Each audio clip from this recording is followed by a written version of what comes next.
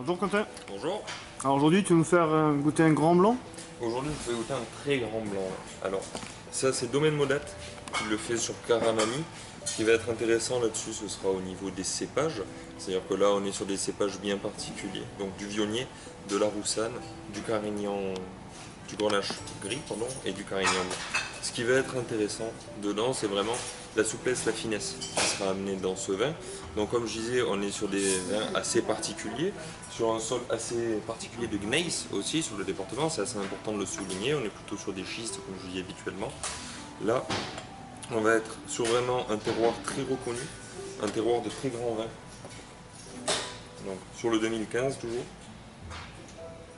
C'est un vin qui au nez quand même est assez fumé, parce qu'il faut savoir qu'aussi lors de la vinification, tout se fait en fût, c'est-à-dire que directement, dès que le vin est pressuré, il est mis en barrique, même pour la fermentation, pour produire l'alcool. C'est des vins qui sont légèrement fumés, qui sont quand même relativement grands, on peut voir au nez que ça va être quelque chose qui va être assez volumineux.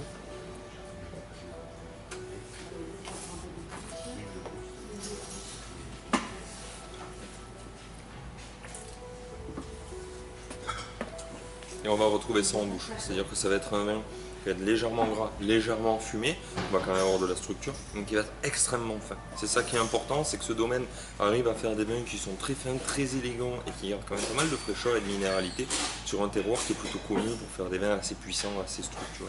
Ce qui va être bien avec ce type de produit, c'est de l'associer plutôt avec des crustacés, donc des langoustes grillées, partir aussi sur des petites langoustines, des petites gambas, pourquoi pas aussi tout ce qui va être des coquilles Saint-Jacques. Donc ça va être quelque chose d'assez intéressant, ou même avec des fruits de mer un petit peu plus classiques, des moules, des choses comme ça, revenus juste avec une petite sauce, plutôt des crèmes, des choses comme ça, pas quelque chose de trop lourd. C'est assez intéressant et c'est un vin qui sort à 18 euros. Merci beaucoup Quentin. Ouais.